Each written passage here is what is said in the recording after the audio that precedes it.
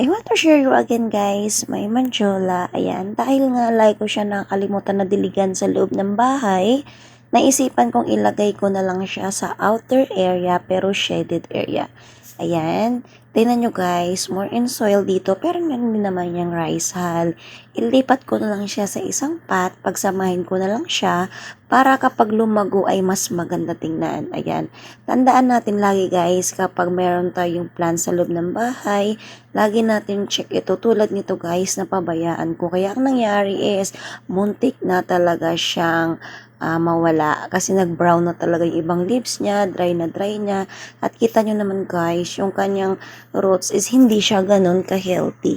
So naisipan ko na lang ilipat siya ulit or ibalik ko siya ulit sa dati niyang pot. Ayan. So ang gagawin natin para mas malago, mas maganda, dalawa ang ilalagay natin dito. Ayan. So sa ating mga plantita or mga beginners, lagi natin tandaan guys, ang pag-aalaga ng halaman ay parang pag-aalaga din ng ating sarili. Huwag natin laging kalimutan at lagi natin i-check ito. Dahil ayaw ko naman masayang, kaya nga sabi ko, ibalik ko na lang siya dito, palalaguin ulit siya.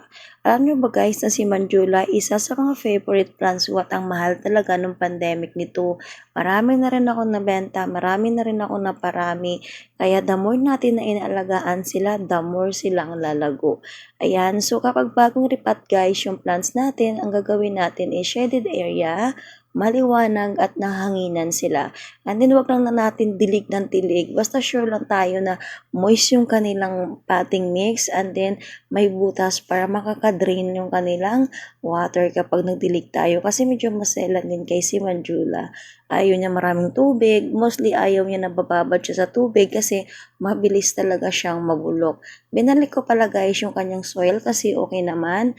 Ang gamit kong kukupol yung luma na kasi naubusan ako at hindi ako nakabili. So pwede na ito. Dadagdagan ko na lang kapag makabili na ako. Kailangan ko siya guys pagapangin para pag lumago na, mayroon siyang trailing paakyat doon. Pansin nyo guys, lahat ng plants ko is may kukupul. Si kukupul kasi isang nakakatulong sa plants para magbigay ito ng malaking dahon. Ayan, kasi sobrang proven ko nito guys sa mga photos ko na normal lang siya naging giant dahil sa kukupul. So dahil nga sa experiment ko at sobrang effective naman, lahat ng plants ko, lahat ng photos plant ko ay meron ng kukupol. DIY yung kukupol guys, kaya ako lang gumagawa niyan. For example, hindi ako gumagamit ng kahoy or kawayan kasi nga mabilis mabulok. Ginagamit ko PVC kasi yung PVC guys for the lifetime. Maluma lang yung kanyang kukuro pero yung PVC andyan pa din. Mostly kapag lagi natin dinidiligan, lagi mababasa, lagi yan mabubulok. So ang gawin natin is yung mga plastic or PVC na kahit anong titig natin, hindi talaga sila mabubulok. Ang gamit ko dito guys is straw lang, pansamantala, para hindi siya basta malalaglag or magda-down. Para pag lumago siya, tuloy-tuloy na siya paakyat doon sa taas.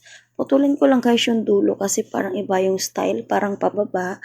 Kaya naisip ko kapag lumago ito, hindi talaga siya didiretso.